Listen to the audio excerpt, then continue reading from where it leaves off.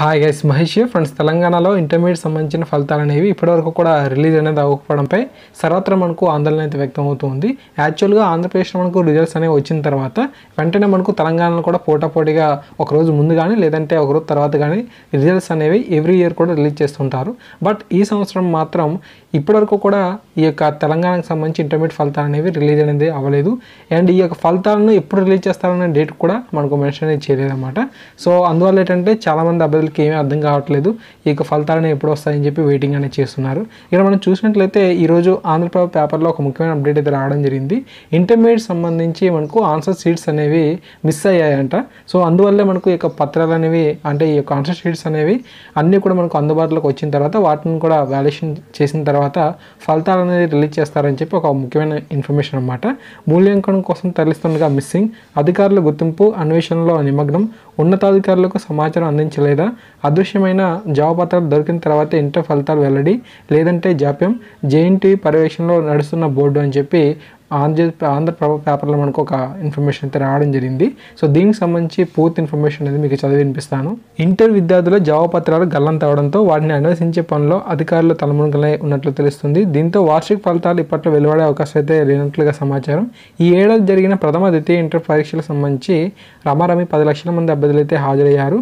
Board నిబంధనల ప్రకారం రాష్ట్రంలో ఏర్పాటు చేసిన 12 మూల్యాంకన కేంద్రాలకు జవాబుపత్రాలను పంపించారు. అయితే ఆదిలాబాద్, వరంగల్తో పాటు మరికొన్ని కేంద్రాలకు చెందిన జవాబుపత్రాలను అక్కడే అధికారులు తిరిగి ఇతర కేంద్రాలకు పంపించడంతో అవి దారి మళ్లాయని, వాటిని వెతికే పనిలో అధికారులు నిమగ్నమైనట్లు అత్యంత విశ్వసనీయంగా తెలిసింది. ఒక సబ్జెక్టుకి సంబంధించిన జవాబుపత్రాలను ఆదిలాబాద్ జిల్లా కేంద్రంలోని మూల్యాంకన సెంటర్కి పంపించారని, అయితే అక్కడ ఆ సబ్జెక్టుకి సంబంధించిన అధ్యాపకులు లేకపోవడంతో వాటిని తిరిగి ఆ యొక్క సబ్జెక్టు మూల్యాంకనం చేసే కేంద్రాలకు తిరిగి పంపించారు. అయితే దారిలో ఇవి కనబడకుండా పోయినట్లుగా అధికారులు ఆలస్యంగా గుర్తించారు. ముందస్తు ప్రణాళిక లేకుండా ఇంటర్ బోర్డు అధికారులు జవాబుపత్రాలను ఎక్కడ పడితే అక్కడ పంపించడంతో సమస్యలు అయితే మొదలయ్యని చెప్పి తెలుస్తుంది అనమాట. సో వీటికి సంబంధించి పై అధికారులు కూడా ఇన్ఫర్మేషన్ అయితే అందించలేదంట.